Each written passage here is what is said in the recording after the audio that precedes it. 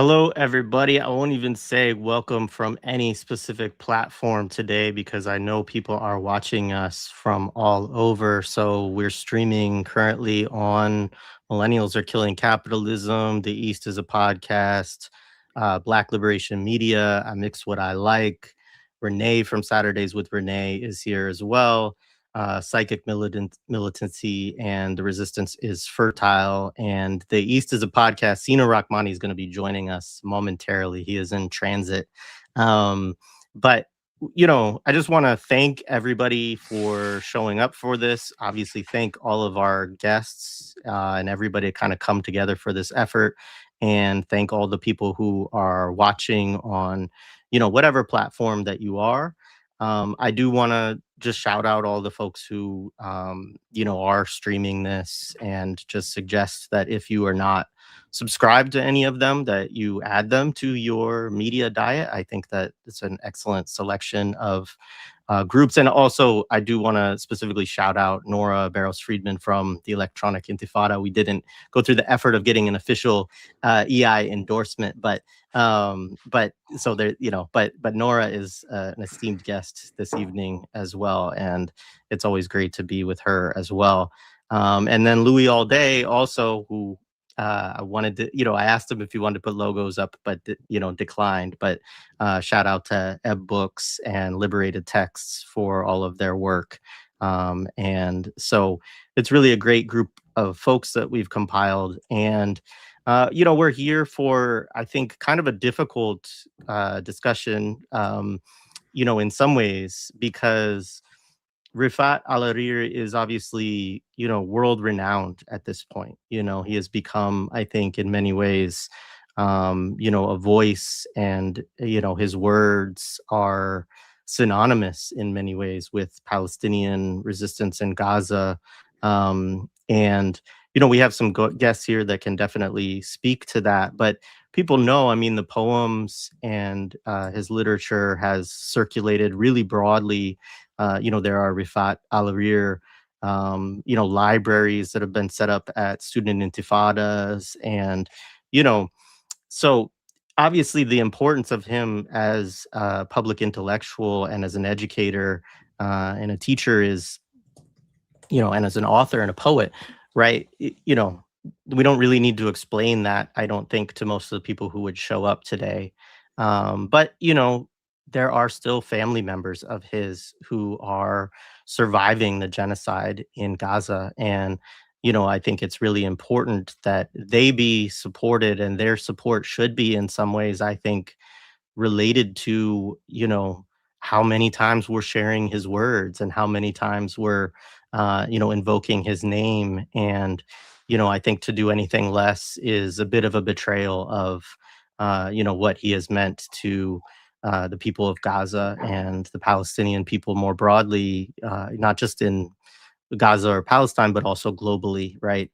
And so we just, for folks who don't know, his parents had a fundraiser, right, that was basically being run by somebody in the US.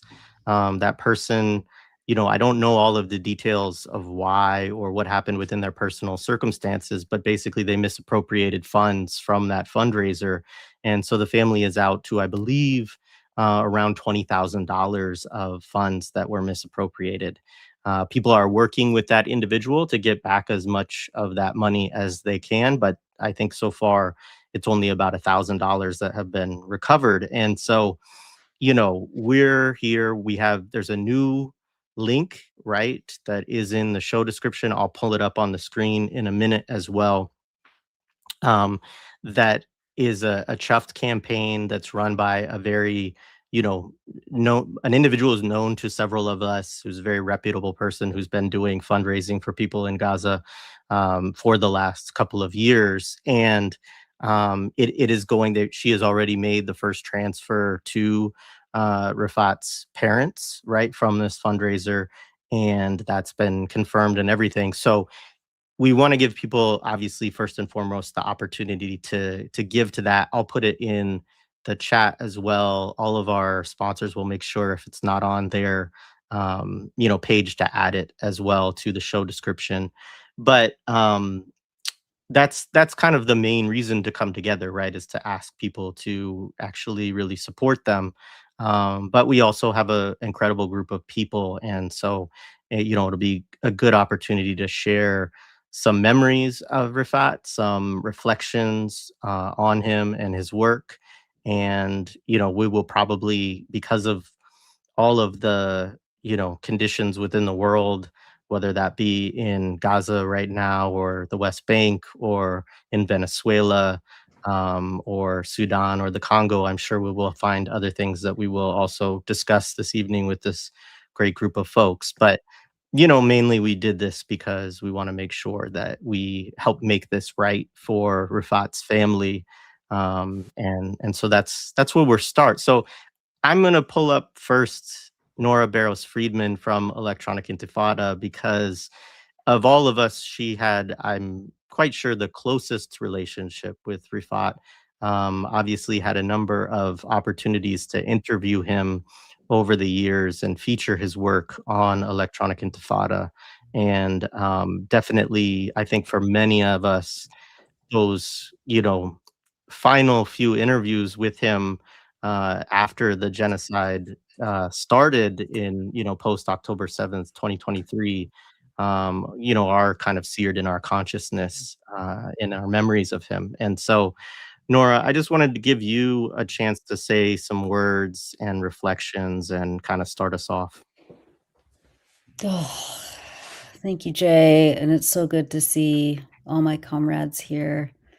Um, I don't know what is there to say. I mean, I first met him in person in 2014 when he was doing his book tour for Gaza Writes Back, and I had been in touch with him beforehand, but it was just over email, and he was writing for EI.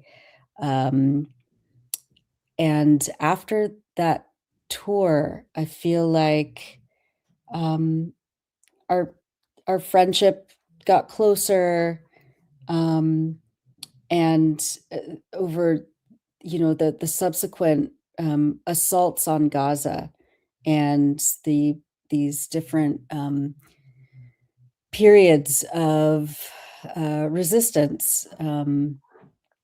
It was, a privilege, and always such an enormous honor to just be able to text him and like, hey, are you doing okay? Can I interview you for X, Y, and Z? I ended up interviewing him 5 or 6 times, I believe, between 2014 and 2018. And then we were just in touch until until the very start of the genocide. And then we were in touch every day, and it was like, I still haven't really processed his assassination. I feel like and this is true of so many people who become big figures in our lives, both personally and politically.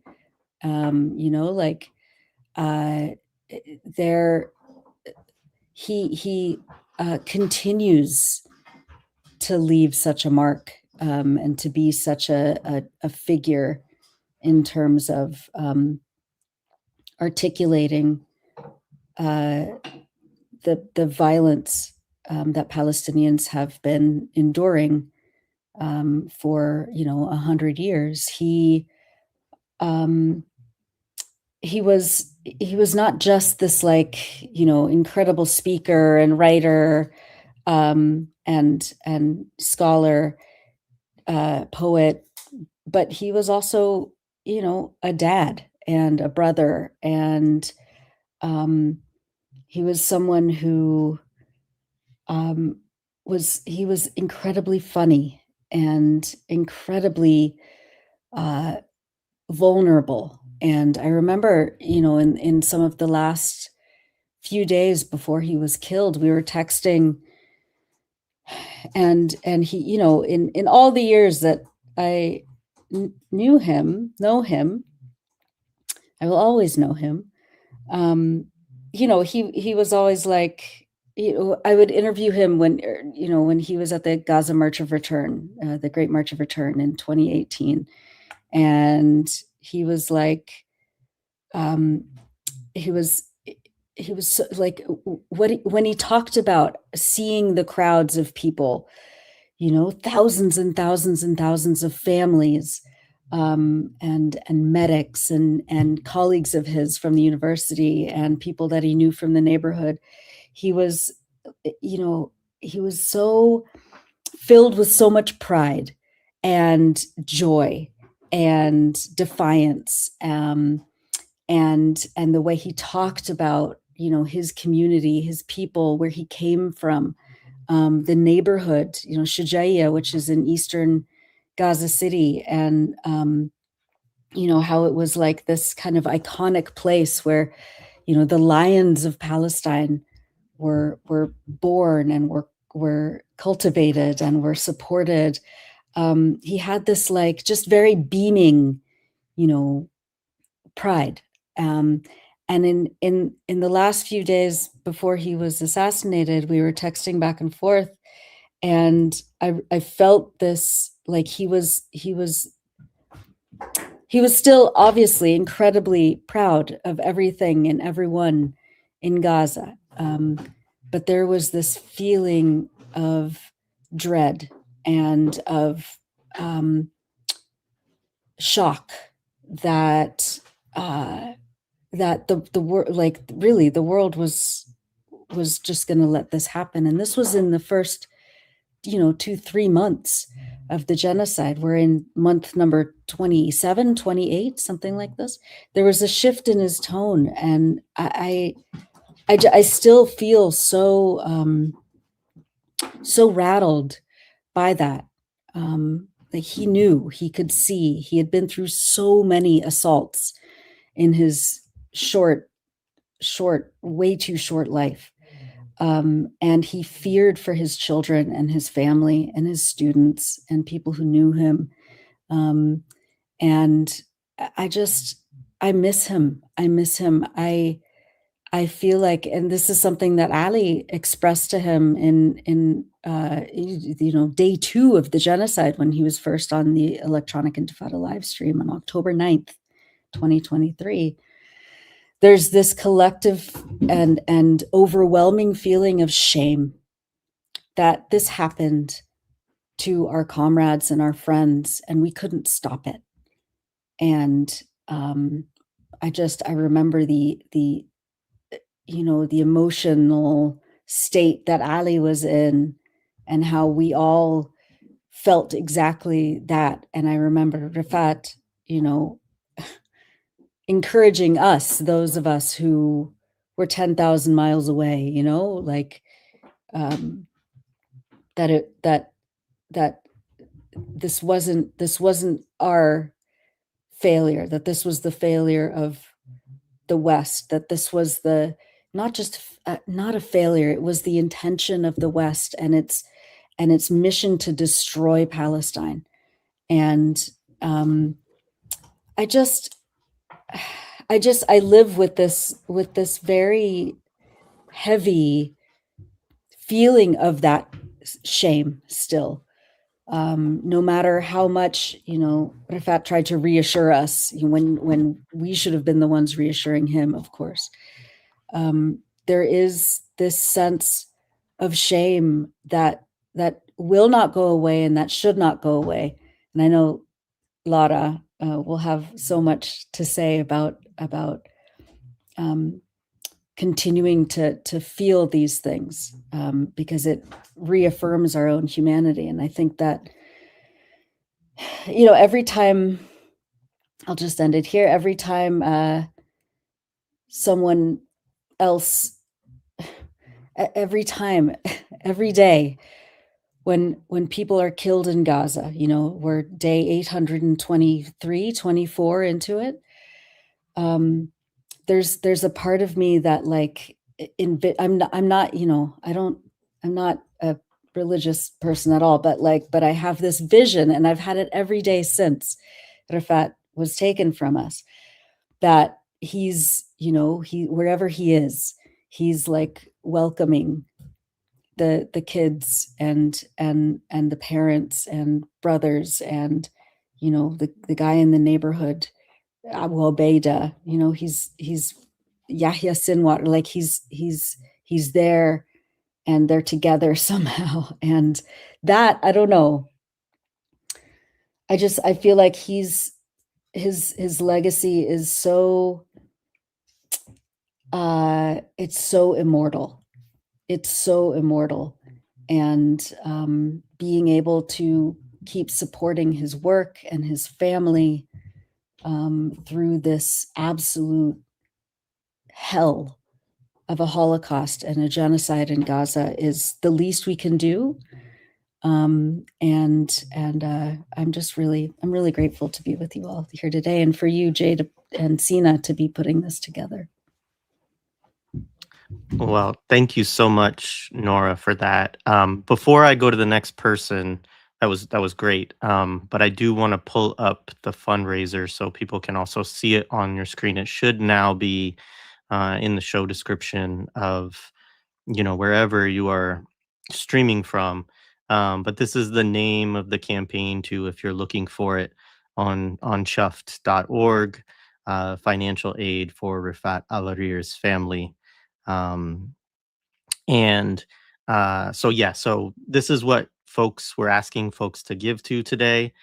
There is also, I do think it's good to say, there is also a fundraiser run by his brother, Adele, that is also in my show description, and I'll add it also. I'll send it to the other folks to add to theirs too, which has not been, defrauded. So you can also support his family through that as well.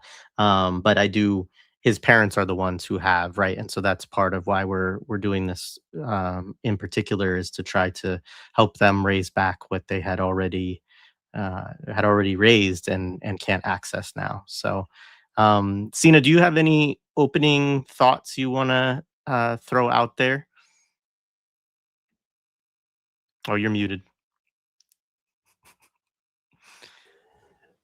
Always a bridesmaid. I don't know. That doesn't make any sense. Hi, everyone. Sorry I'm late. I was setting up my camera, and I was also doing some very important winter maintenance on my car.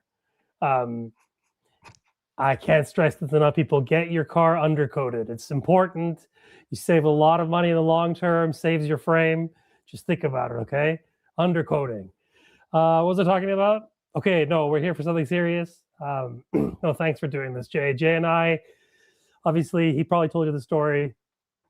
We haven't done one of these in a while, and it's good to see you guys. I think at the outset, all I have to say is that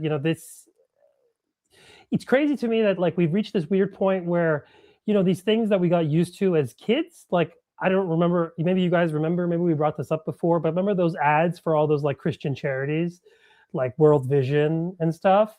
Well, that, I realized in retrospect, there's this kind of weird, this sort of framework around that, whatever you want to call it, philosophical framework, is a kind of global adoption scheme where you adopt some rando from some global south country, and you're shown a picture and you watch them develop. And it's a very perverse, when you look back and you realize, oh, the CIA, it was a CIA front, World Vision probably, and God knows what else, God knows what other crimes it's part of, and that whole machine, because it's a huge, anything with that kind of scale of money, you have to be skeptical about. In Canada, we had some scandal with this scumbag brothers, neoliberal goons called the Kielburgers.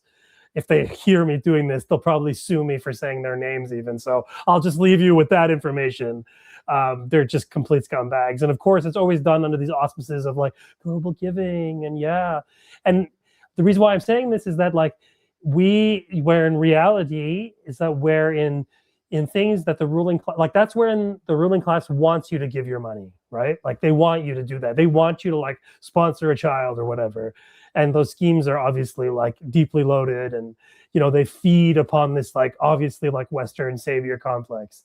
but like that's what the ruling class wants you to do. They want these like nice, clean, well, obviously dirty charities, but that's neither here nor there. But I realized that like this is what's happened in the story of the Gaza Holocaust is truly unique insofar as like we are bandits in a sense, like to these companies. If it wasn't for Chuft, like God knows where we would even have these sites, because we've been basically like these fundraisers and have been basically like I don't know what the word is, besieged. Like Palestinians routinely, I remember at the beginning, PayPal would take their money, GoFundMe, there's all these stories and stuff. So if God knows, and that was before the advent of Chuft. Chuft popped up, I think, during all of this. And I think that's kind of how this started. But, throughout all this, but which is to say that like, this the ruling class and the sort of global capitalist oligarch, PETA oligarch running it, wants these people to be starved into submission. And so it falls to us, like Westoids, people whose governments are responsible for this like historic civilizational crime, to fill in the stopgaps. And then you realize that like so much solidarity occurs in this same way, where people giving money to other people, because the rich, hoard so much money and they leave us with this kind of like little trickle. So it's, on the one hand, it's like incredibly depressing that we have to do this when there's so much money out there. But of course, they're choking these people into submission. So you're not allowed to go get it. Corporations aren't allowed to donate in the huge numbers. I mean, Ben and Jerry's, right? They like disown Jerry, I think, or Ben, I think, I'm pretty sure, even though they don't own it themselves. But like, because he was too pro-Palestinian. And that was like milquetoast, liberalism of that vein. We know what they've done to UNRWA. So all of this is to say that like there's a kind of perversity to all this, which is like, oh my God, it's fallen to us like nobodies to do this stuff. But on the second hand, like on the other hand, like, yeah, like look what nobodies have done. Like look how much money has been raised for these orgs. Like these are really important works. So I kind of have this, this kind of mixed feelings about all of this. But what choice do we have? Forget your mixed feelings. We have to raise money. So that's all I'll say for now. Thanks, guys. Thanks for everybody joining us. Oh, shoot. Thanks, Sina. It's harder to move people on this tiny screen with so many of us, but let me kick it. I'm going to kick it over to Louis Allday because I just know that he has some great things to say. And for folks who don't know, Louis, he runs the Liberated Text website. He is an editor for Ebb Books and Ebb Magazine as well, I believe. And, does a lot of wonderful work publishing and translating important texts, in various capacities. But a lot of your work, Louis, has been directly associated with the Palestinian liberation struggle. And, I'm sure that, I don't know if you knew Refaat. I imagine that you had some contact with him over the years, just given the nature of your work and the kind of similarities in some of the areas that you were working in.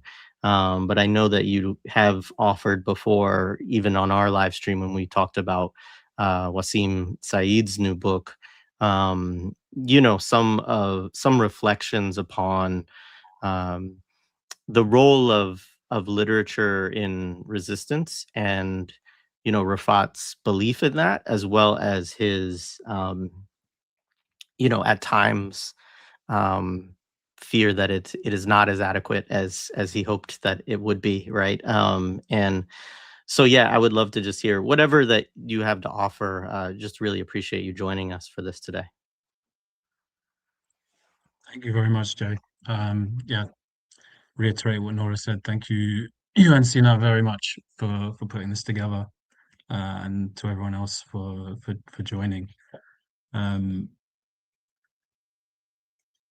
mean, the way in which I knew Refaat kind of pales in comparison to Nora's genuine intimacy and friendship with him. We followed each other on Twitter. We interacted occasionally. Obviously, that occasional interaction has taken on greater meaning since. But I can't claim to have been a close friend of Refaat. But I probably don't need to tell anyone listening, you can form a real kind of soft spot or a real affection for someone, even just um, through social media, in a way that I think can be real and genuine in some way, somehow. And I distinctly remember the moment I found out that he had been martyred. And the moment it happened, it might sound contrived, but it's really true.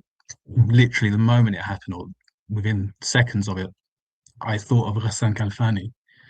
Um, and I thought, which I don't know if I had before, but I just thought immediately about the parallels between them.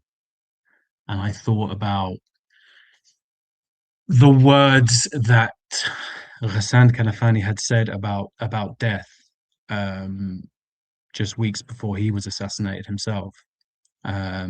I think one of the first things I also thought as well is that both of them were killed with family members. They were not martyred alone. In the Refaat's case, I think it was his brother and sister and four of her children. And in Ghassan's case, it was his sister's daughter, Lamis. Because they really, they shared a lot of characteristics. I mean, obviously, absolute commitment to the Palestinian people and to the cause, a cause that both of them spoke about as a kind of universal human issue. And they both had this real urgent desire to propagate and record Palestinian culture and stories as a part of resistance. But both of them had an understanding or a belief in the righteousness of Palestinian resistance in all forms, i.e. very much armed resistance being part of that spectrum of resistance, and never doubting that. Even if their respective role was more in the literary,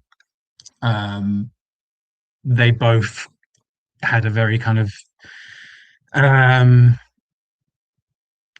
they both had a humorous side to them, a kind of sardonic side, a real eloquence, and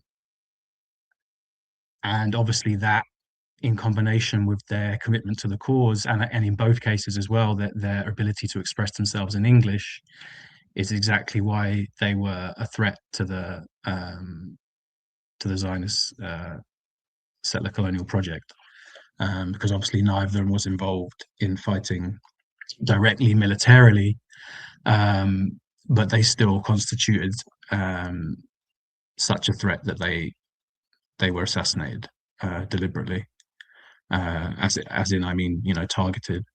And of course, both of them understood very well the role of the role of literature and resistance, but also in the Zionist colonization of Palestine. As you know, obviously, Kanafani recounts in on Zionist literature, but Refaat also spoke about. There's a really good lecture of his that's on YouTube, actually. Maybe we can put it in the notes somewhere.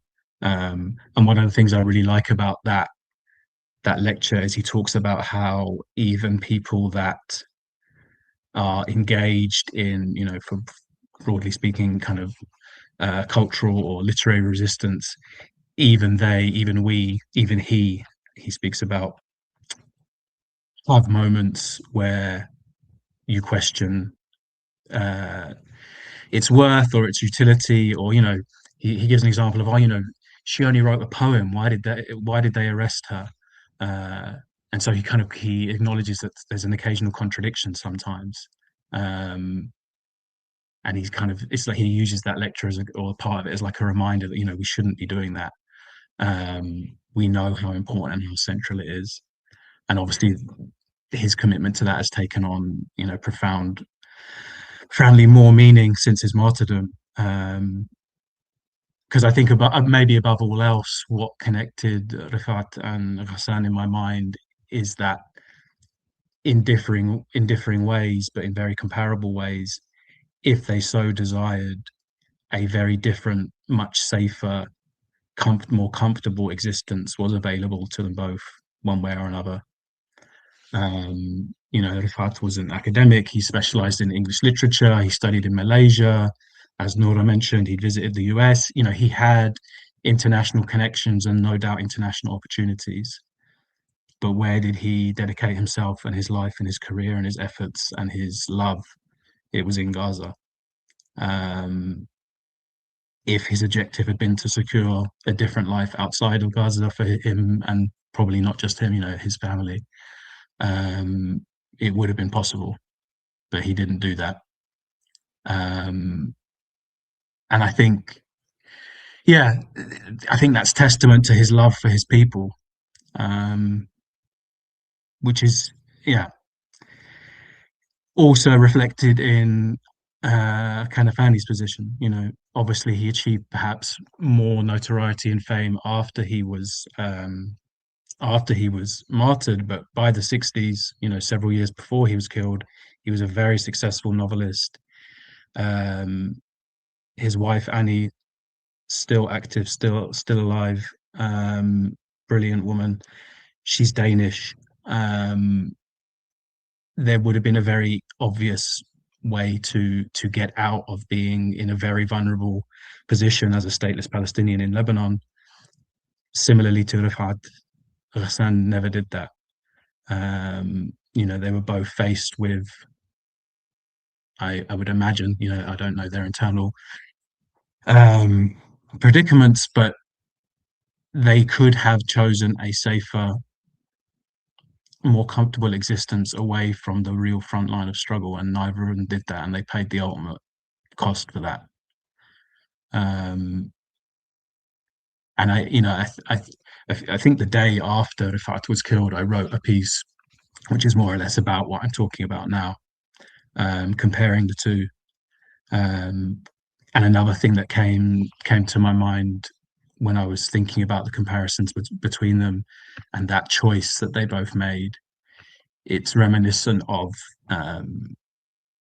Kanafani's unbelievably moving, especially considering how short it is, his short story for Letter from Gaza, which he wrote in 1956, which, if you're not aware of it, read it as soon as you can, and maybe even watch the recording of John Berger reading it at the Palestine Literature Festival several years ago. It's very, very emotive. But one of the phrases that sticks in my mind from that short story is, so it's basically a letter from one friend to another, and the person writing the letter has decided to stay in Gaza and to not take the opportunity of studying in America. And he describes his decision as choosing to stay amid that, and this is a quote, that the ugly debris of defeat, to learn what life is and what existence is worth. And you know, that's the choice that both of them made. I just want to say something about why we're here specifically with this fundraiser. I suppose I want to say a couple of things about it. One is that obviously it's horrendous that this has happened, primarily for the immediate impact, which is the stealing of funds from people in desperate need. But there's the kind of broader issue that I really hope people do not think that this is indicative of the overwhelming majority of these campaigns, which are legitimate, are being managed, run, promoted, boosted by a really actually very small group of people on the whole. Just as I said that now, the quote of James Baldwin comes to mind about the world being held together by the love and passion of a very small group of people. And that's really, yeah, a remarkably small group of people are doing a hell of a lot of really important, in many ways, draining and unrewarding work. Thank you so much to Sanaz, who has taken on the task of actually getting the funds. she has been remarkably consistent and transparent and effective in getting money to people. So please donate to the new campaign, because it will get to them. And yeah, just to go back to what I said about hoping people don't think this is indicative, you know, a lot of people are, for various reasons, not many of them I think defensible, just flat out ignoring these fundraisers. I think there's probably all sorts of mental gymnastics going on there to do that, but in a very, very literal, immediate way, these fundraisers are keeping people alive, extended families, extended clans. And for me, there is something really, really quite fucked up about people who have spent the last 2 years tweeting, gaining attention, talking about Gaza, talking about Palestine, but then will not even retweet a single fundraiser, or let alone host one, let alone do something like this. And it's been a real struggle to get people with large followings who have built those followings in many cases off the back of suffering to engage in anything that, even though we know it's insufficient, even though we know it's not enough. I think someone said it's the bare minimum. It is the bare minimum. In many cases, people will not even do the bare minimum. And I mean, I would imagine that people listening are not those people not doing the bare minimum, but these campaigns really are keeping people alive. It's really that simple. So please support this one. Please support other ones. Yeah, and thank you very much again, Jay and Sina, for putting this together, and much love to all the other people on the call.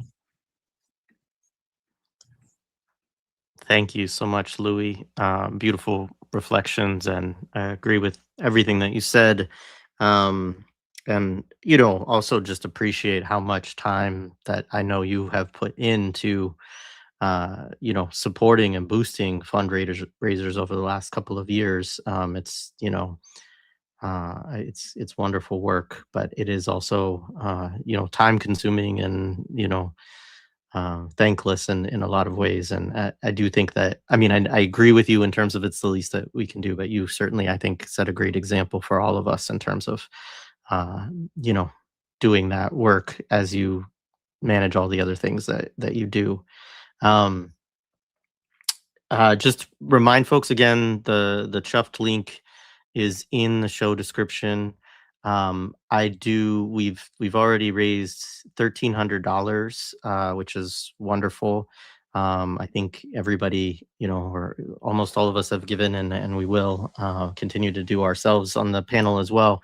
And you know, appreciate everybody that's watching that is doing the same. And I want to bring up Jared Ball for a minute here, because Jared, you have done a lot of work through iMiXWHATiLiKE, through your work as a media studies scholar, through your work around Malcolm X and so on, to think about the question of colonialism, the importance of narratives of those resisting colonialism. And I think that there's a lot of overlap actually between your work and really the practice that Refaat engaged in, both as an author, as an English teacher who specifically, you know, took up knowing that English was the language of US imperialism, right? And wanting to communicate to people within, you know, empire, people who were backing, you know, Zionist colonialism in Palestine, to communicate what the realities were of that, and believed in its transformative, you know, believed in the transformative power of narrative and story and language and journalism too. I mean, he also, it's less said about him, but he was also a journalist, and, you know, his work with electronic Intifada, you know, demonstrates that part of his practice as well. And another thing we haven't mentioned much that is maybe not, I mean, it's mentioned, I think, some by his students, but he had a reputation for being quite demanding, right? For expecting a lot of his students. Many of them reflect on that. You can tell in kind of a like, yeah, he put us through a lot, but it really helped us, helped us learn and get better, right? And as an editor, I mean, I was moved when thinking about his reflections on Gaza Writes Back that he it was an opportunity for him to publish a book of his own writings, and he deliberately said, you know, that, "No, what I wanna do is feature the work of a bunch of, my former students, of other people, other Palestinians that have stories, from the context of Gaza." And so there's also a really beautiful, I think, with him kind of resistance towards being treated just as like an individual spokesperson. I mean, he was a public intellectual and engaged in those ways, but he was really conscious, perhaps because of he understood from Operation Cast Lead and everything else, the kind of genocidal nature of Zionism and how it was responding to people in Gaza, that it couldn't just be him, that he had to like really raise up a whole generation or multiple generations of writers and thinkers. And there's something quite beautiful about that. And obviously it's part of why as Nora says, his legacy lives on and he feels like he's still here in a certain way. So that there's just some things for you to think about as as you chime in. No, thank you. And it's an honor to join all of you and to be in solidarity with the work and in honoring Refaat, but and the struggle that he was struggling within and working within. So, and yeah, I definitely appreciate the prompt. There were, I was thinking about it. I am only really familiar with him, admittedly, just to confess my ignorance of him and his work through Electronic Intifada and Millennials, and if maybe but primarily through the people who already gathered here. Though I think Nora had to leave for a moment.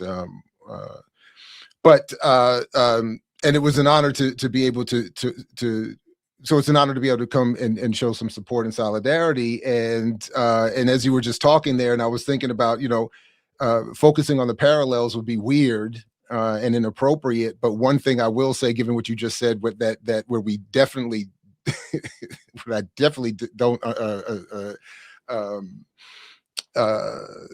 understand or vibe with him on is the difficulty he is in the classroom. Apparently, like my classes are much easier. Yeah. So I just want to get the students in the room and try to grapple with some ideas, and that's about it. And outside of that, my class is much easier. But one thing that I did think of, though, is that, to your point, I mean, I mix what I like, despite the focus or the reference to I is really about a collective, and it's an honorific even to the journalism specifically of Steve Biko and to the anti-colonial journalism and work that he did under the pseudonym Frank Talk in his column I Write What I Like. So beyond just being a pun about my own mixture and what have you, it's meant to reflect that ethic of using journalism and media making, and I mean journalism in the broadest sense of the term, to bring attention to and inspire people to join revolutionary organization and activity. So I definitely appreciated learning about Refaat to the extent that I did, and to again be able to show some support and solidarity here. And just again, my only real interest ever in broadcasting or media work beyond my professional career has been because of these traditions of what I learned about is as emancipatory journalism and this concept of using media making to specifically be part of radical organization and support those movements, and having that be the purpose of the journalism or the art or whatever have you. And a lot of my favorite individuals and all of my favorite movements have had media and journalistic arms, puns intended, and use them to that end.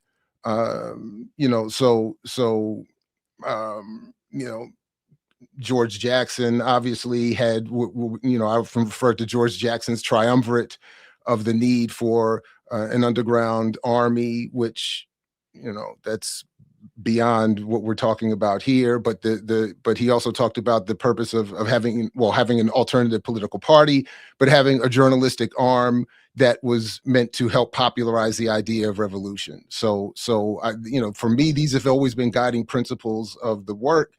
And Mumia, still locked up, and was a journalist, and we could argue had its parts, had a lot to do with his own political imprisonment, and the maintenance of him, the sustaining of him as such all this time. But yeah, so it felt very natural. I felt a definite kinship. I think I forgot exactly how it was being said earlier, but I felt that sort of stereotypical parasocial relationship in seeing him in his interviews and reading a little bit of his work. And I did want to, if I can, just quickly and lastly, further confess my ignorance. When I was trying to get somewhat prepared for today, and I was looking through some of his work, was there any intent by any chance that If I Must Die was at all a shout to Claude McKay? And has that been discussed somewhere? Because that was my immediate thought in the way they were both using their poems, If I Must Die, If We Must Die. And with Refaat's ending with him saying, if let my death be a tale. In other words, as I understand it, let it be part of the narrative that inspires an appropriate response. And so, yeah, so anyway, I, salute to him and his family, and to the struggle that he was involved in, and that ultimately gave his life to. And again, I'm honored to be here in solidarity with you all. Thank you so much. To your question, I believe the answer is yes regarding Claude McKay. I don't know if anybody here can definitively confirm that, but I believe, I feel like he said that at one point.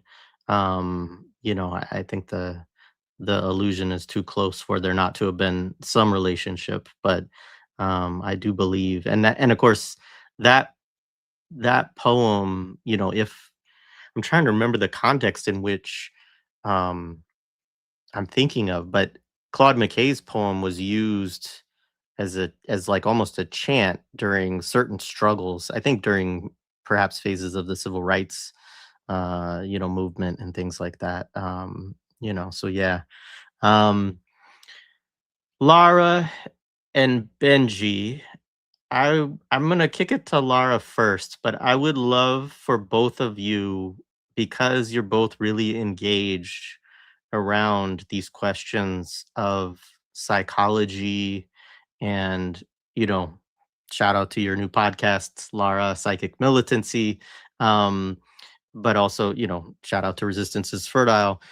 Of thinking about psychological, being a psychological warrior to a certain degree. And I don't want to say that in a way that people, and I'm sure you both can address this, people may have a very negative notion of what that means. And certainly when people are experiencing, psychological warfare from, an imperial or colonial power, it is quite negative, of course. But there is a certain, demand, I think, of people like Rifat, and I think he embodied this to an amazing degree, to, if you are engaged as a public intellectual in the kind of spheres that he was facing, facing a colonizer and an imperial system like he was, that you do need to be psychically strong and clear. And so, Lara, I'd love if you would kind of start us off on, maybe some thoughts on him within that realm. Sure. Um, Thanks for organizing this, you and Sina. And I think, if this speaks to what Nora was saying about how he's immortal. It's so hard to organize schedules. And I think this came together, and I don't think any of us were like, no. And that says something. It says that folks are really committed to this, that we understand his power, we understand what it means to take care of his family across borders, that they're our family, that being in solidarity with folks doesn't mean, kind of like what Louis was saying, it doesn't mean you dip in and out. It means you connect and you make a relationship and you commit yourself to this. So I feel like this is a testament to that. I just want to say something quickly about the being hard in the classroom. And I found myself giggling over here because as an Arab, that's like the most basic thing. So I went to the American University of Beirut, and when I applied to graduate schools, the university would include a cover letter that explained that our 85 is like a 95 in the United States. I mean, it was just sort of like, you folks have it a lot easier. These students, we put them through the ringer. This is how we're trained. So I think there's something about that. But beyond that, I was thinking about Walid Daqqa and his writing, and like the commitment to a rigor, an intellectual rigor, which includes sort of moving beyond comforts, because you're living under conditions that don't afford you that. There are ways, there's a reason why Gaza has like the highest literacy rates. There's a reason why people are committed to education, because if everything else is circumscribed by the deathscape of the Zionist machine, including their every time Refaat had to leave, to apply for an exit visa from his own country, and may have been denied several times. We know many stories of very promising writers like him that ended up dying in Gaza, whether it's in a genocide or perhaps through suicide, because those exit visas never came. So I think this sort of like making sure that his students knew what it meant to be writing, in Walid Daqqa's words, and I'm paraphrasing here, to sort of, go beyond the barbed wire and go beneath the sort of concrete, and not as Walid Daqqa would say, not as a delusion, but because that's what writing did. It promised a reality of Palestine that was beyond the conscription of the Zionist entity and what it meant for that. So I think for me, when I think about Refaat's psychic militancy, there's a way in which that becomes central. And Basil al-Araj is front of my mind here, right? When he talks about al-mufakkir al-mushtabak, the engaged intellectual. Refaat was that, this idea that you can't be committed to the political project of liberation and not have every part of your being also be engaged in that. There is no separation between the political act of writing that is in service of the liberation of Palestine and anything else. And I think he's so beautifully embodied that, like understood what Basil meant, that there's no point in all of our words and our art and our commitments if this is not toward a larger aim. And I think there's something really beautiful about that. And what I'll say to what Nora said, what Louis said, is, sometimes folks, especially when they're assassinated or murdered in these grotesque ways, just like Ghassan Kanafani was, might sort of take, like, people heroize them and say they're such great people. And Refaat actually was. There's not one person I know that knew him in Gaza or across Palestine that have not said how generous and good of a human being he was, right? And so I think there's something also about us remembering who the targets of this aggression have been. And that is why he was militant and is sort of responding in his truth-telling about this. And Nora, I'm just sort of like, this idea of the change of tenor. I remember, I think it was the last interview you all did with him. And his also ability on Twitter, all that, to continue telling the truth, to say, this is who's responsible for this, right? Despite seeing it, despite potentially the fear he felt, the sort of the terror that's involved in living under those conditions, is also never forgetting that part of this is naming consistently, right? This isn't just an arbitrary position that folks like him have been put in. This is a targeted machine of genocide that is armed to the teeth by US empire and happens to be an eliminatory machine that is a Zionist one that is based on the elimination of Palestinian people. Refaat, just like other folks, is one way you can directly impact people psychologically. Because losing people like Refaat, right, not only does a number on the texture of the sort of interwoven relationality in Gaza, but also says these folks know exactly who to go after. So the people who speak to our soul, who mobilize emotion in a particular way, who have a way with words, who narrate our life story, who are generous, who have also created and animated generations of thinkers and people who can speak about Palestine and commit to keeping the story of Palestine central. Of course you target and assassinate them, right? And so I think that for me is like his militancy in some ways also, just like every fucking failure of the Zionist genocidal machine, they think that targeting a person and murdering them, we're left with that loss, but they don't get what it means that these people have imprinted on everybody, what the after effect is, what it actually mobilizes afterwards.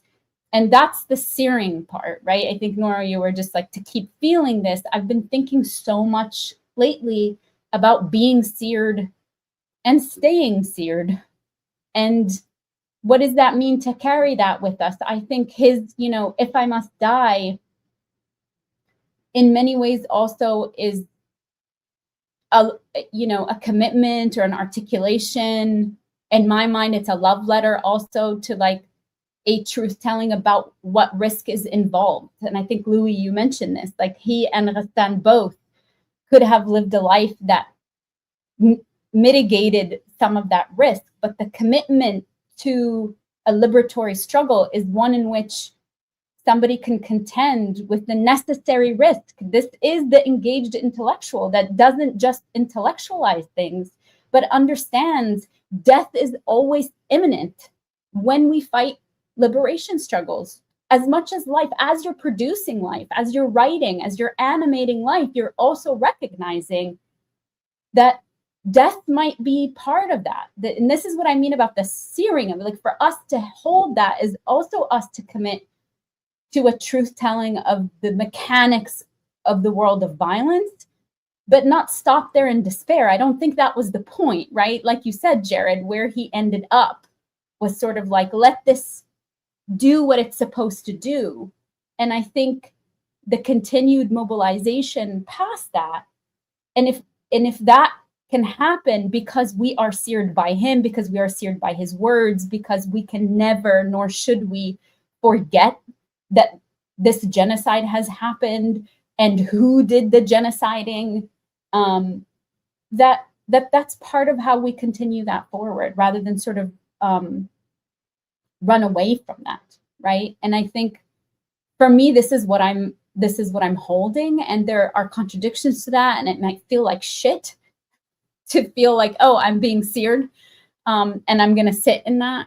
But for me, I continuously think about searing as a commitment to revolutionary love that Che talked about, that Leila Khaled talked about, the tenderness that's involved in that, because you do risk a part of yourself in feeling that and committing to that. It doesn't allow us to engage in disavowals. These systems of violence, and particularly apartheid or settler colonialism and Zionist aggression relies on us disavowing truth at every moment. And that's, I think, just to sort of end up. And when Refaat's tone changes, when we see that last video with electronic Intifada, when we see his writing, he's sort of calling us in to the space of non-disavowal. Like, part of us must continuously name precisely the mechanics that are in front of us, so that it's not just people like him, people in Gaza, who have to carry that responsibility. And I think this is where I would connect it to the fundraiser. And I'm so glad that, Louis, I really appreciate you saying that this is not representative and that there are real people on the other end of this. So this is one of many. We certainly don't, this is not about like prioritizing. It's about saying, let this be a portable example. If you are donating to this cause, think about others, like Lifeline for Gaza. Continuously update the fundraisers that haven't gotten any money. So just to sort of keep that in what it means to be committed in all the ways, right? In materially, psychically, affectively, and of course that all of that is part of a larger political project. So thanks again, everybody. I see that we're making good headway, and that makes me really happy. Yeah, I think Benji's keeping a kind of running total for us.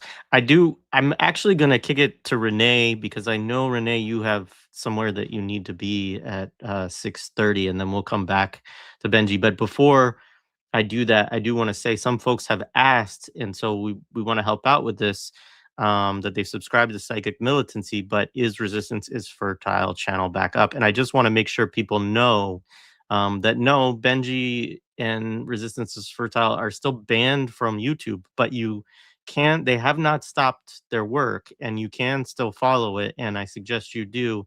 And, you can get all of their episodes on Substack. And so that is the Substack for Resistance is Fertile.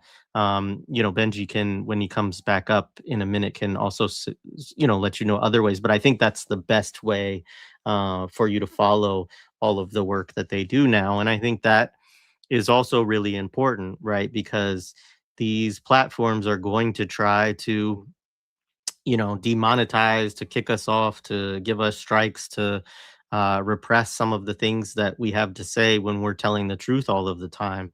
And so it's important for all of us to, show some solidarity with each other, and also to take those extra steps and, find different ways to follow and support the projects that get your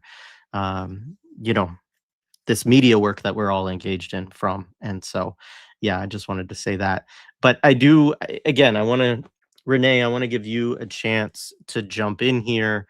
I know that you are not approaching this as a psychic militant, or as well, you are a psychic militant, but that's not your field. And I know you didn't have a close personal relationship with Refaat, but I love that, when I reach out to you and ask you to come on and do these things with us, that you were always, down to show up. And I think that, it represents a kind of solidarity and a willingness to always step into, all of these different spaces and to promote what different people are doing, that I think connects into your work as an organizer, and as a political educator yourself. And so really honored to have you here with us as well today.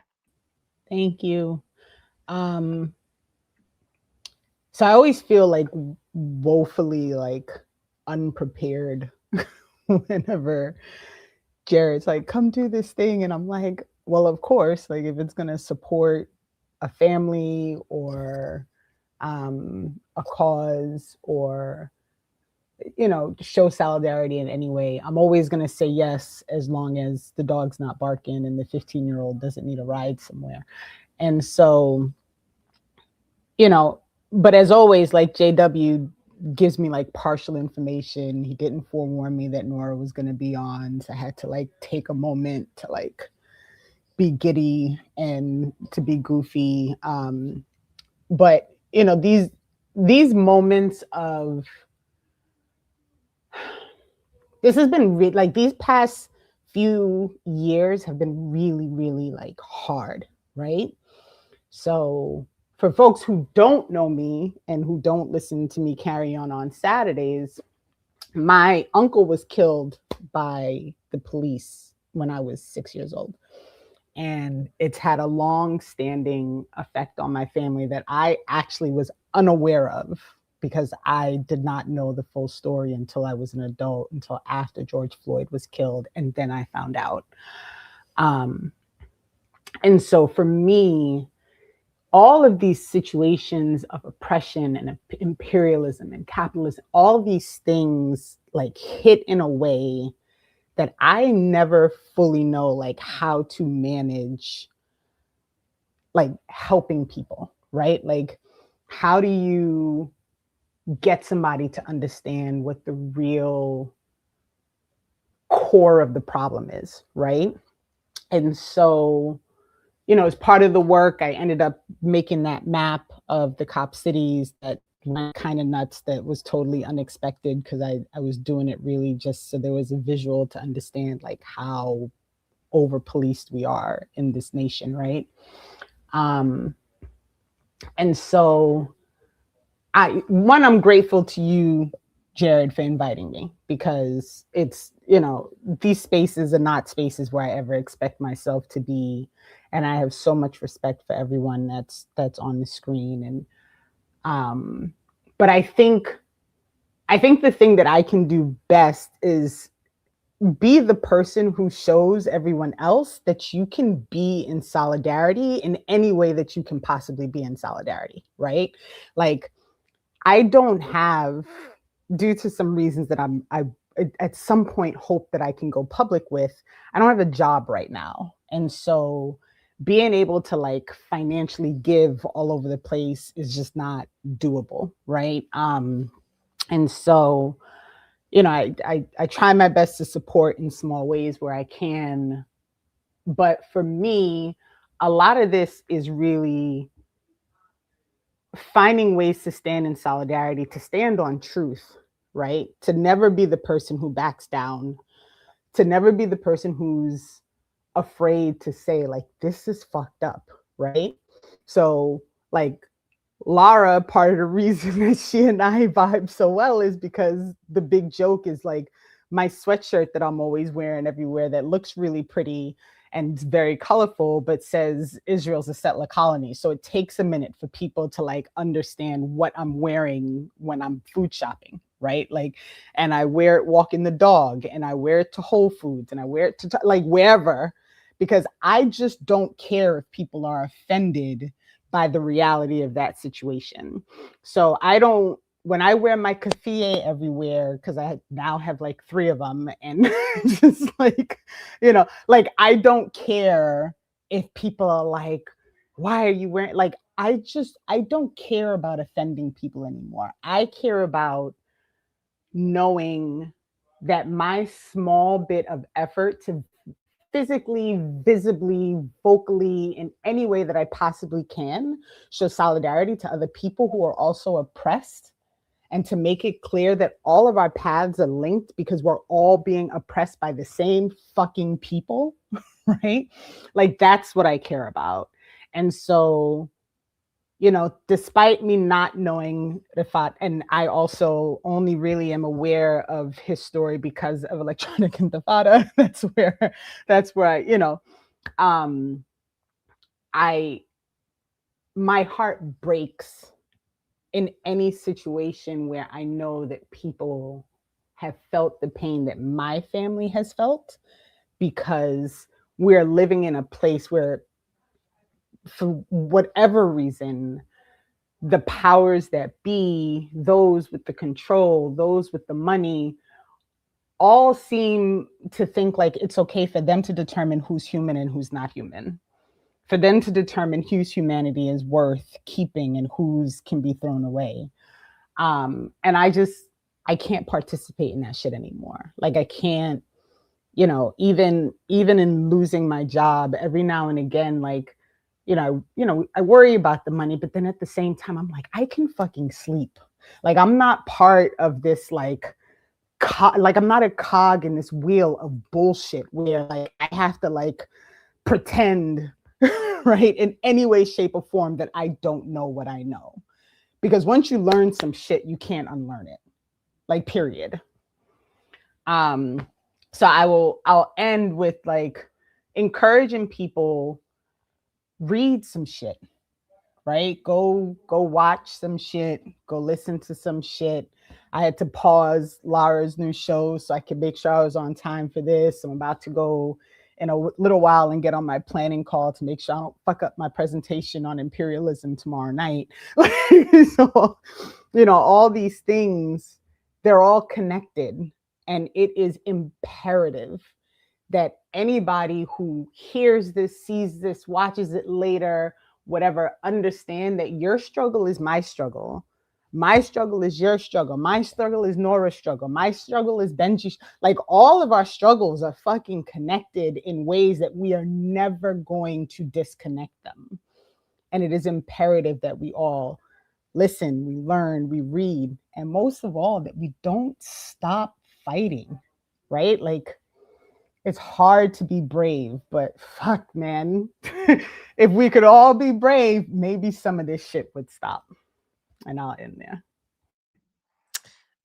See, you always sell yourself short, Renee. That was fantastic. Thank you so much. And yeah, I mean, people, if I often think, I bet not as many people read Refaat's work too as have shared his name or one of his poems or, a line or something like that too. And if you are looking for things to read, both his book, If I Must Die, which was published, after his assassination, but includes a bunch of great written pieces, some poetry, some interviews actually with Nora and Ali and Asa at Electronic Intifada, and just great stuff, as well as Gaza Writes Back, right, which he edited, and then there's work of many others that he has, that are connected, right, because they were his students or so on and so forth. And so anyway, encourage people to also engage with his work if you have not, or just go watch his interviews. And actually, Louis, I know you mentioned quite a few things in your discussion, but I would love if you drop those links in the private chat. I'll try to add them to the show description so people can go see that lecture of his and connect to the piece also that you wrote about him and Ghassan Kanafani and so on. Benji, I'm sorry to leave you to last, certainly not least. Look forward to hearing your reflections, my friend. Well, thank you very much. Thank you very much, not for having invited me, because I sort of invited myself when I heard about this fundraiser. So thank you very much for having letting me barge into this stellar company. It was important for me to be part of this fundraiser, not because I know Refaat, I didn't. I only knew him through the Electronic Intifada and watching his interviews, and I will always remember the last interview. And there was just something about Refaat that I think stood out to me, touched me as he was alive. The moment I heard of his death, I put a kite in my Twitter handle, which is still there and will be as long as I'm on Twitter, which is something I'm kind of considering at the moment, how long that will be. But there is really something, and I was kind of browsing through his Twitter timeline, which is still there, and it's quite evocative what we see in there, except I just lost it somehow. I had put it up somewhere, right? So the pinned one is the If I Must Die poem, and the second one is the Democratic Party and Biden are responsible for the Gaza genocide perpetrated by the Zionist entity whose name I will not pronounce if I can help it. And another thing also that, he stood up very early on against all these absolutely revolting false rape allegations, which I found personally particularly disgusting. It's one of the most depraved things that the entity has done in terms of the psychological war, and of course is fighting gallantly against the ridiculous Barry Weiss, and making the joke about the baked baby if it had been baked with baking powder, and Barry Weiss basically painting a target on his, well, I was going to say on his back, but on his forehead for that. And she is actually the intellectual author of his death. There is no doubt about it. And this is something we must remember and keep in mind. Barry Weiss actually is the person who fingered Refaat to be killed by the Zionist entity. But we had this young guy, Mohammed.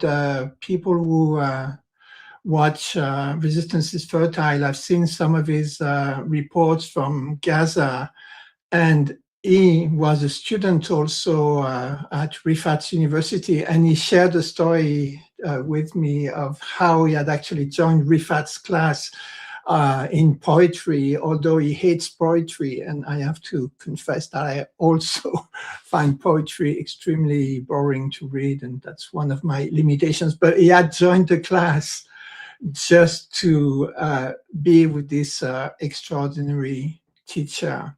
So that's the kind of aura that Refaat had and still has. And there is something about some people that just reverberates through time. And Louis mentioned, of course, Hassan Kanafani, which I decided to honor today with my T-shirt. And Refaat is one of those people. But also we are here because of the fundraising aspect of the thing, and it just so happens that I got roped into those small fundraisers in no small part, I have to say, because of seeing Louis post fundraisers since almost the beginning of the, I wouldn't call it the genocide, the acceleration of the genocide, the Holocaust phase of the genocide. And so I was invited to this small Twitter group. And in this group was actually the person who was raising all this money and didn't give it to Refaat's family, which is heartbreaking.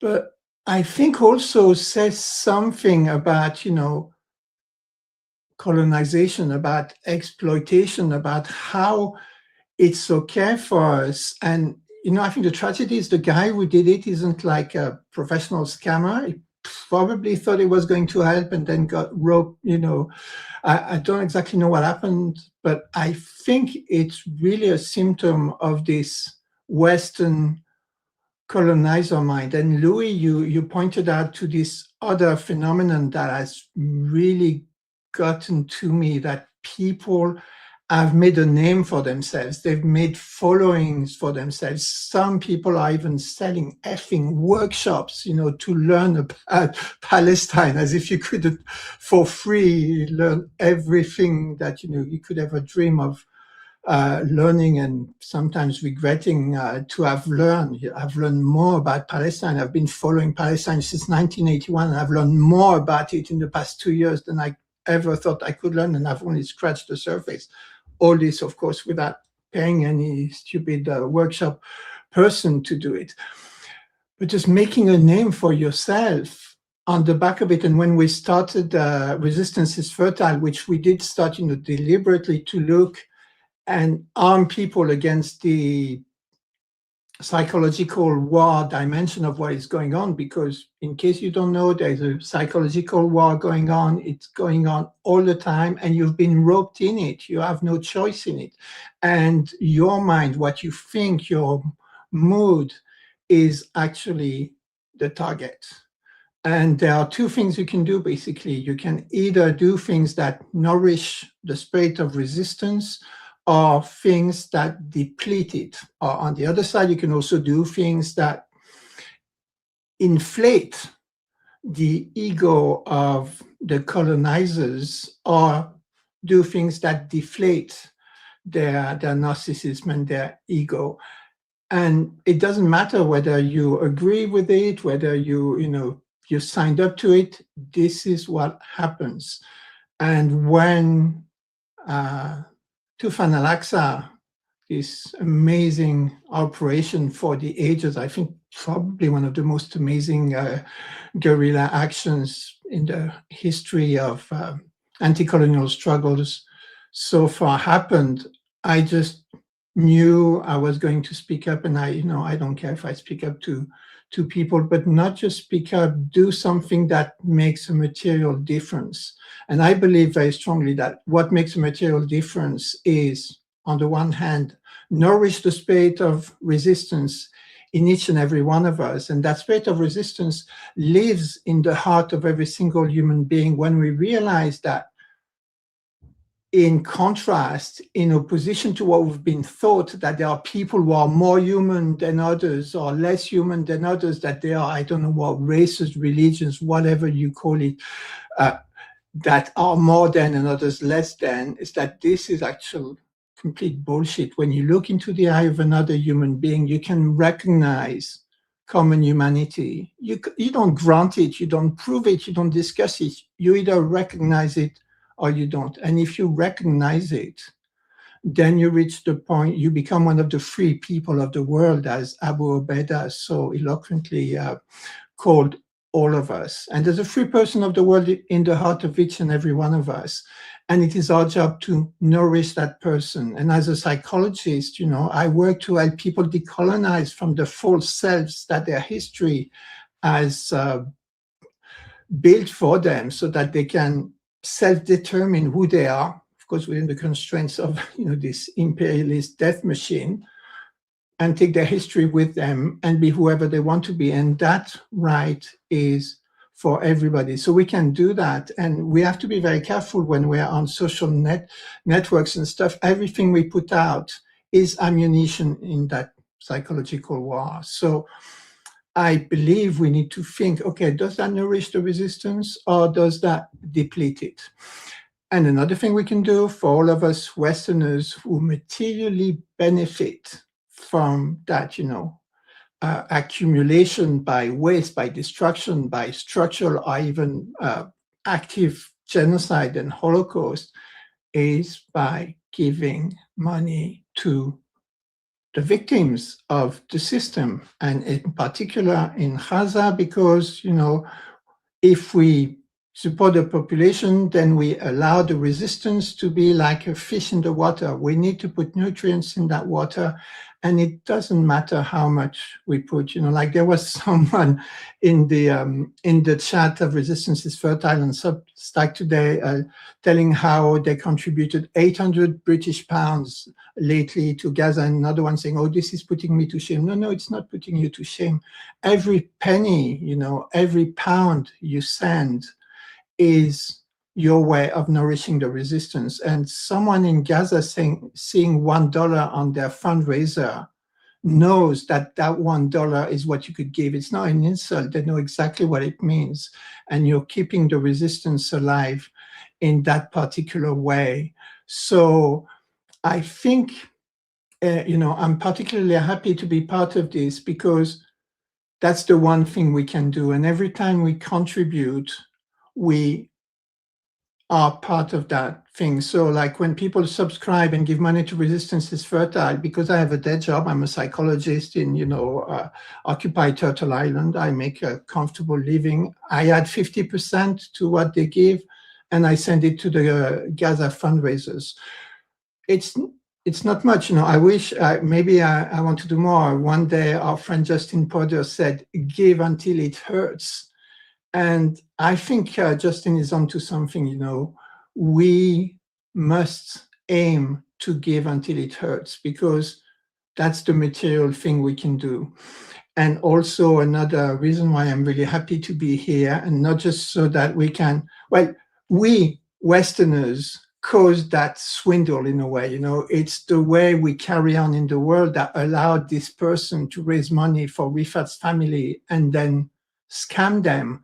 So I think it behooves us to fix it. And I'm so happy that, we stand up and fix it. Of course, don't think that because there was one scammer, all those things are scams. Every time you give directly to Gaza, your money goes much more directly than when you give to one of those NGO where, it goes to the NED or to some bureaucrat somewhere living comfortably. So that's what I wanted to say. And I wrote something, but then I can't read my handwriting, which is a problem. Oh yeah, I think what we do materially, and what we do when we speak to, in the spirit of nourishing the resistance, with the intention of nourishing the resistance, it's not just, as Lara very justly said, being seared and carrying that searing piece. Oh, I wanted to tell you another thing. There is a very difficult, very painful, and very frightening health situation in my family. And I have 4 small Gaza fundraisers, and the people ask me how I'm doing. And so I told them. And this lady I am raising money for, she's trying to get enough money to buy a tent for her newborn. She just gave birth not a month ago, right? And she heard about what happened to my partner, and she said, I pray that God heals her. My brother, if you need the money, please don't hesitate to use the donation link for the hospital. I'm trying to help with anything because you helped me before in the worst situation. So this is the kind of people that are being scammed, or this is the kind of people that we are forgetting because what? Because there's been a ceasefire in which the resistance ceases and the Zionists continue to fire. It makes no sense that, we forget them. So please give generously, give until it hurts, and no amount is too small.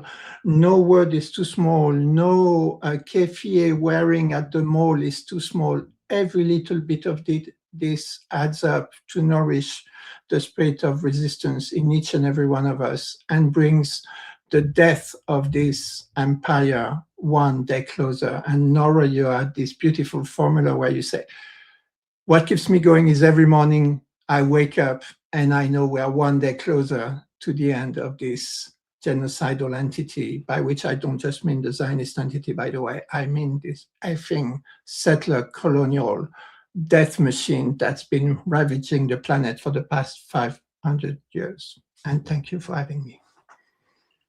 Thank you so much, Benji. I'm going to kick it over to our other co-host of this, Sina. We haven't heard from you in a while, brother. What do you have to say? You're muted again. I'm not used to this. Sina's a great producer, but he doesn't do it himself. Yeah. Somebody once said that. Somebody once said to me, Sina, that it's a running gag that you have, that every time that you're on one of these, that you intentionally keep your mic muted. No, it's not like something goes wrong, and it actually happened again today, but we won't talk about it. Something usually goes wrong because I wait until I'm recording, and I'm like, I'm going to try something new because I like to do that. So that's usually what happens. I guess earlier on, at the beginning, I was kind of like, I don't know, I was just kind of like wanting to say something about the culture of where we are in terms of like giving, and the sort of strange, surreal world of like skirting around this blockade to deliver like the basic necessities to this like population of 2 million people.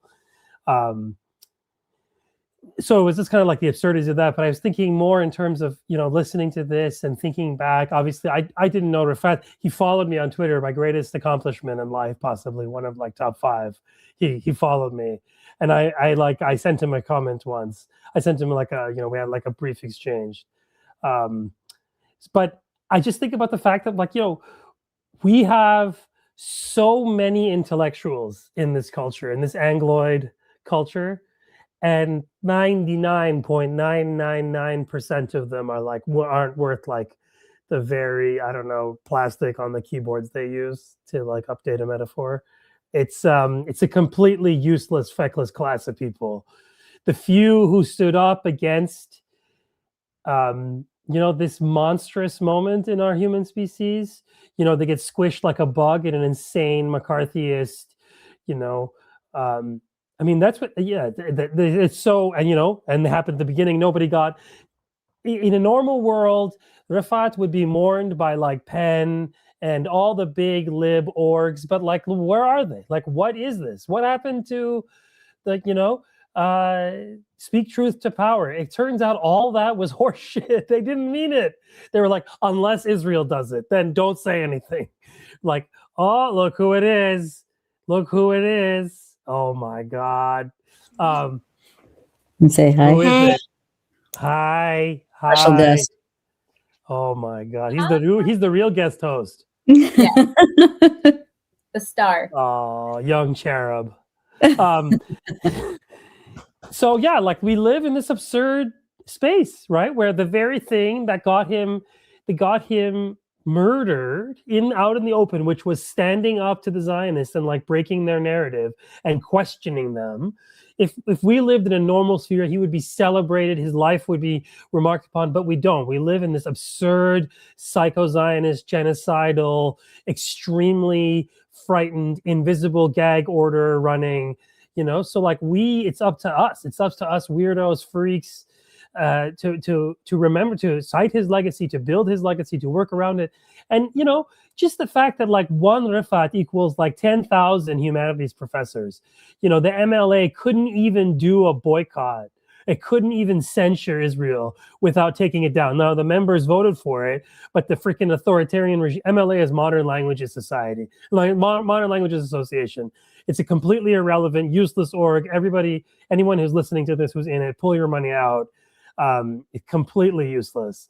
And it just proved how they didn't mean any of that stuff. And for me too, the absurdity of all this is that you think about all of the like courageous Iranian intellectuals, registered trademark, whatever, that they throw at you every 6 months.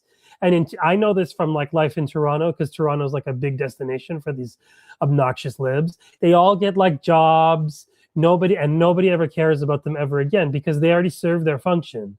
But imagine if like even one fraction of that goodwill to like dissident thinking was granted to Palestinians. You're not, right? And so we, again, like as has been pointed out many, many times, like this moment, the story of Refaat, this insane story of this man who was murdered out in the open, and then she's been elevated to like the cream of the crop of like editorial control over like the major US news institution. Like, did I just say that out of my mouth? Did that just come out of my mouth? Or am I like stuck in the plot of like some third-rate Bond movie? Like, no, I'm not. This is called reality. This is called America in 2026, where murderous psychos, nobody failed daughters like Bari fucking Weiss, whom nobody likes, gets parachuted into a job at the head of like an important node of control over information over society. So like, aside from the fact that like they're destroying their own institutions as they do this stuff, because who's going to care about, and that's precisely what she started doing. She did that thing in 60 Minutes or whatever.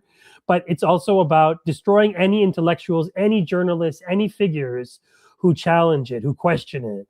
And yeah, like this, we all have to take note. We all have to take note of who kept quiet. We all have to take note. And even then, like the word, that's easy, right? To like point out, God, you know whose Twitter I was on the other day? It's been a while, actually. It wasn't the other day, but that obnoxious... Okay, I won't say her name. Okay, I'm not going to do that. It's okay. We're not going to go there. I'll tell you guys later after the chat. She's so obnoxious.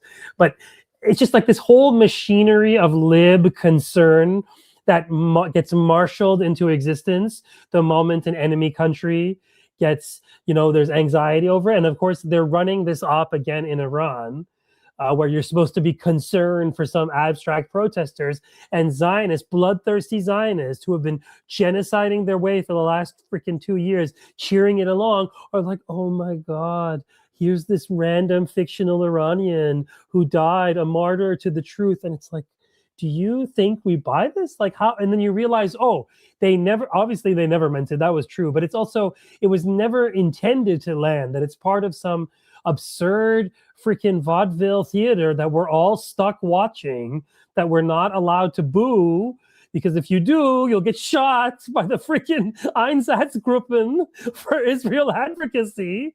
So this is where we are, right? So you replicate yourself in these forums, you connect with people who are like-minded, and you spread your message. So this is what literature is for. This was the whole point. Refaat was doing the engaged intellectual, public intellectual thing. It's just that he's Palestinian and he's an indigenous person, and that's not like valued in our racist settler society.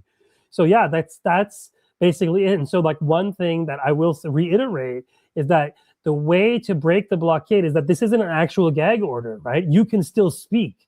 It's just they bully you into not speaking. They make you feel like it's criminal to speak.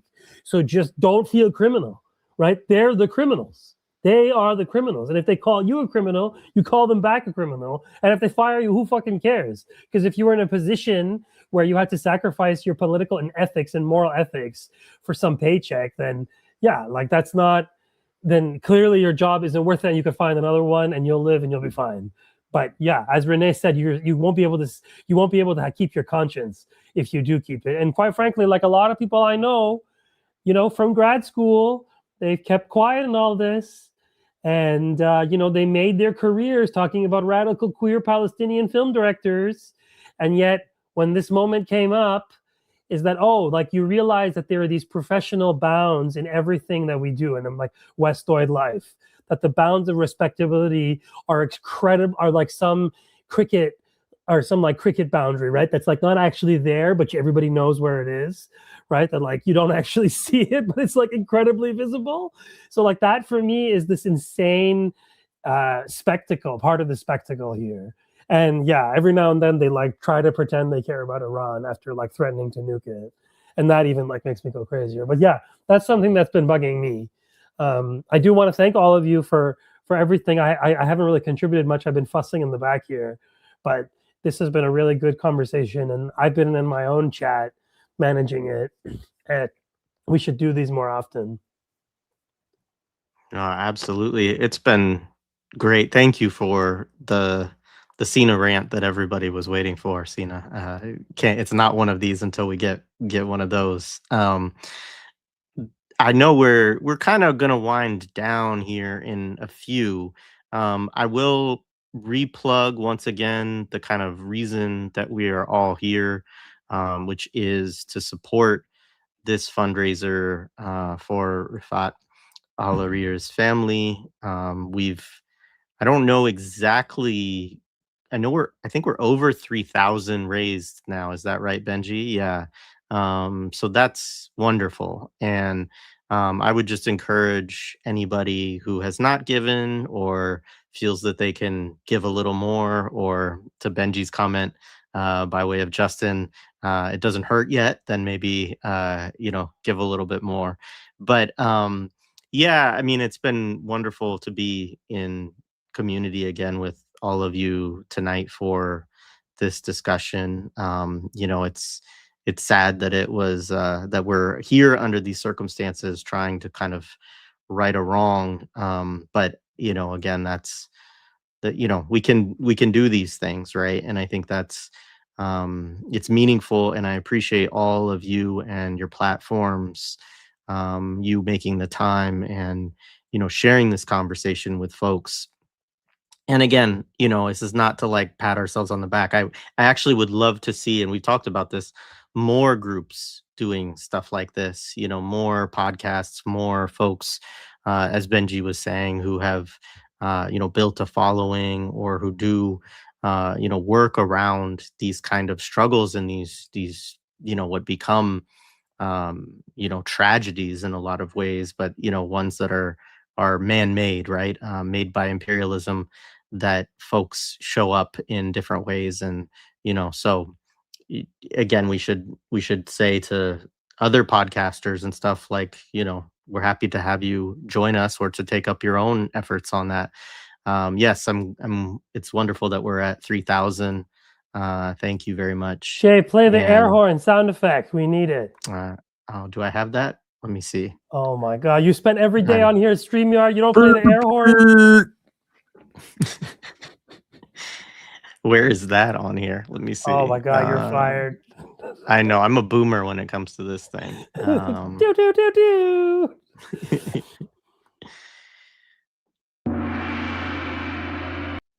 There's a gong. We're getting closer. I could play some dance pop. Apparently, I don't think I'll do that. But anybody want to say any other remarks in the last 20 minutes or so? I just want to thank you all again, and I'm happy. I'm down for whatever, whenever. This is great. I really appreciate all of your work, and salute to all of you. And I'm glad we were able to make something happen. No, I'm very appreciated. You know? I mean, you all. I just to your credit too, Jared. I mean, like within like 5 minutes of me asking a couple days ago, you were like, yes, and we can stream it on both Black Liberation Media and iMiXWHATiLiKE. And I yeah, it's wonderful that. I mean, but this is easy, and my kids have all the cars, and I don't have anywhere to go, and nothing. I can't leave if I wanted to. So I mean, I'm like, what else am I going to do?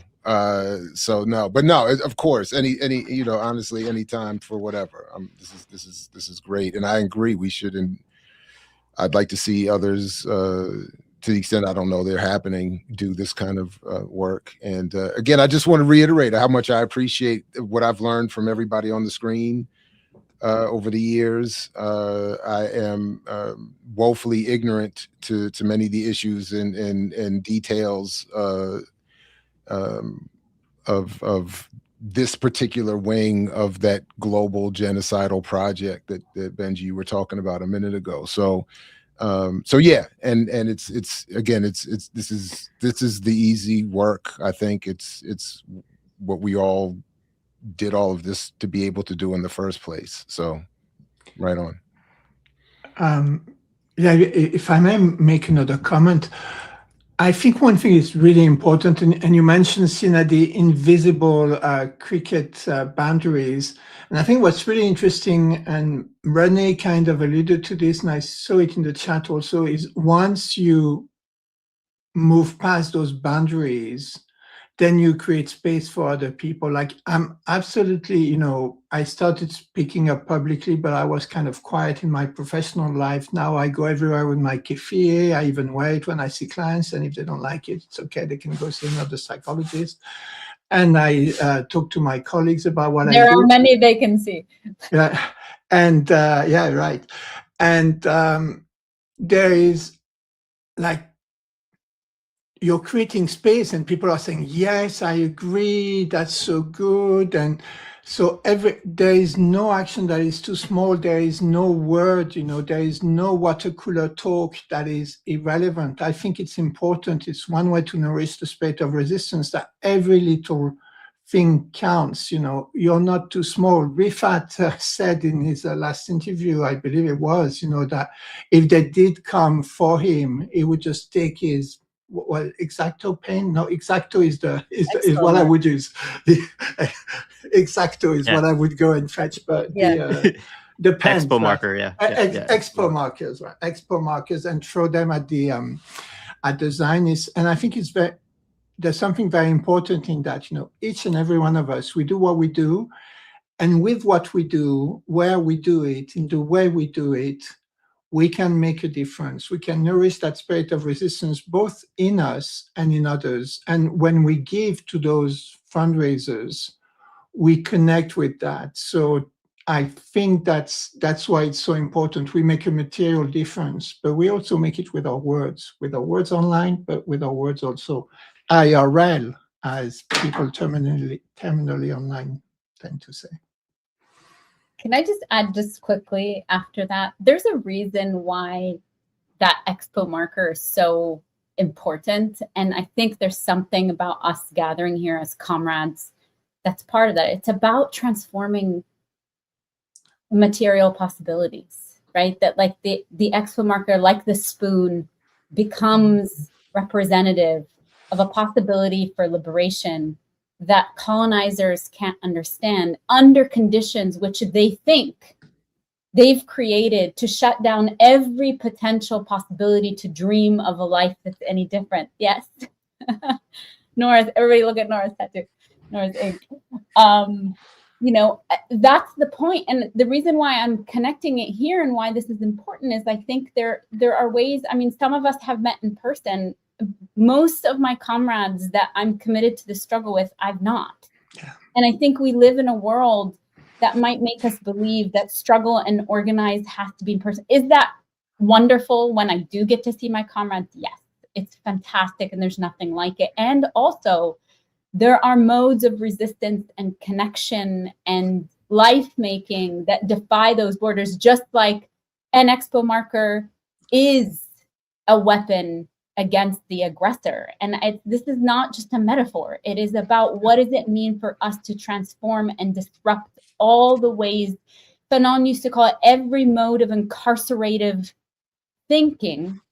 That's part of the transformation. And I think us coming together and having these conversations and sort of actually being in comradeship, irrespective of whether we live in proximity or not, is also what we're talking about. So like, do it with comrades, and make sure that you outlive the Zionist entity. That's right. That's the number one reason. That's my number one anti-suicide talk. You know, you're not gonna die. You're not gonna kill yourself before the Zionist entity goes. That's right. Thank you for politicizing that, because I've made it selfishly personal. Like, the only reason to stay at all in health is so I can be at my enemies' funerals with a drink in my hand. That's right. So I'm, so thank you for making it appropriately, that's, have some water, take a walk. I got you, brother. I got you.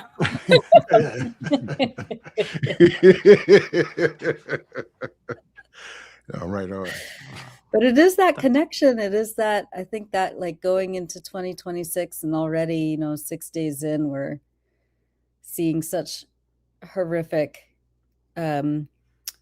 expressions of imperialism and colonialism. And, we're heading into we're now in the third year of this genocide that is ongoing. And now, like, at this like lower tenor, but it's obviously still there, and it's entrenching, and it's not going anywhere, and they're going to keep just grinding this genocide out. And I think in order to keep ourselves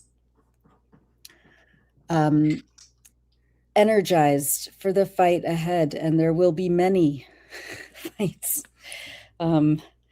we have to seek community, we have to seek connection, we have to deepen our connections to the people that nourish us. And I'm resolved to getting out of the house more to see people IRL, but also deepening the connections that I have with people who are halfway across the world and who I might never meet in person. And I think it's really important to also remember that that's a part of the process of breaking alienation, which capitalism strives to keep us in a system of. And breaking all forms of alienation is revolutionary, and we have to keep ourselves and our comrades close and pull them even closer in these really, really brutal times. Absolutely. I think that is a wonderful place for us to wrap up. As folks have saying, like, of course, like, share, subscribe, join an organization, agree with all of that, contribute again to the fundraiser if you have or have not. Also, good shout outs to a lot of the programming that different folks have. Black Liberation Media has a morning show that you can check out every, weekdays. And, of course, the Saturdays with Renee. Shout out to Renee for joining us. iMiXWHATiLiKE. All kinds of conversations going on there all the time. Resistance is fertile. Multiple programs Monday every mornings week. now, yeah. We're live Monday morning, 9:30 ET, and then we have multiple programs pre-recorded. we have to get Sina his New Year's resolution is to do some episodes of his own podcast because he's been producing the 17 other ones that he works on, including psychic just burst militancy. mine. Yes. Go check out the newly launched Psychic Militancy. Always Anti-Imperialist into... Scholars Collective is really good too. Yes. Absolutely. We have a live tomorrow for Psychic Militancy at 11 a.m. Eastern Time with Geomar and Alex Avinia about Venezuela. So please tune in. That'll be great. We also have a conversation with Alindra Chavez tomorrow at 5 p.m. Eastern Time. And then, of course, make sure to check out the Electronic Intifada live streams. Check out the website, read the articles that come out. And Louis Allday. I mean, again, I know I shout out Louis whenever I get the opportunity, but really amazing work with Liberated Texts and the books that are coming out through Ebb Books. Did an interview with him a few weeks ago that folks can check out on our channel. But great, as folks I'm sure gathered, we need to get him out more. He needs to get on more shows and speak out more because he's a great speaker as well. But does a lot of wonderful work as a publisher and an editor. And did I shout out everybody? I also want to shout out the chat. The chat also. Yeah, the chat was stellar today. The chat. I don't know that I did at front, and I did mean to shout out Adnan Hussein, who also wanted to be here, but is going through his own health struggle right now.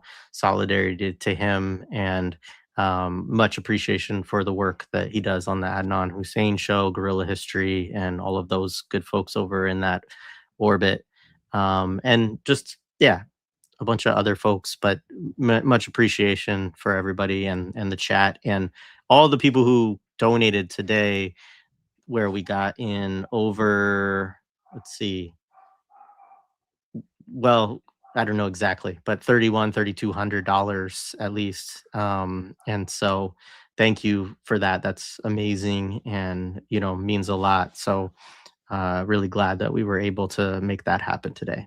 So thank you all. And thank you to, again, my co-hosts and co-panelists. This was great. Thanks so much. Free Palestine. Peace, everybody. Free Palestine.